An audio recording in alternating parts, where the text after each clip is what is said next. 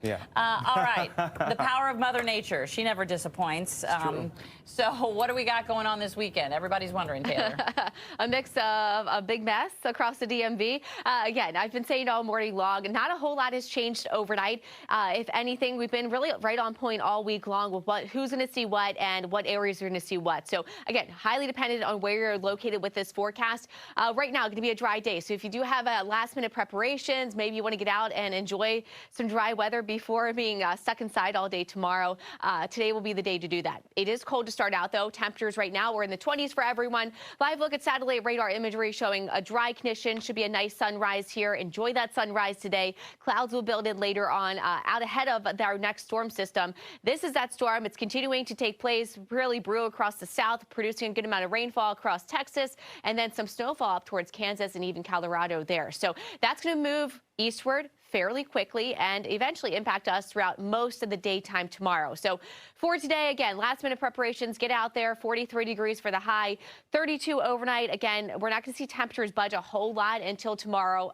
We'll eventually slowly be on the rise, but we'll start out right at the freezing mark here around D.C. early tomorrow morning. So 40 degrees at the warmest we'll get tomorrow. Here's a better view of futurecast, the timing of the storm system. Do want to mention the areas highlighted in red. That's where we do have this winter storm watch is already issued for tomorrow. That's where we could pick up on the greater snowfall accumulation totals and maybe even up towards a quarter inch of ice too. So here around D.C., what starts out around 8, 9 o'clock, that will be the first of the activity that moves in. I think we're looking at maybe a snow sleet mix at the onset by 9, 10 o'clock. This eventually gradually changes over along the I-95 corridor just to a rain event by around noon tomorrow. So by lunchtime, rain event for most of D.C.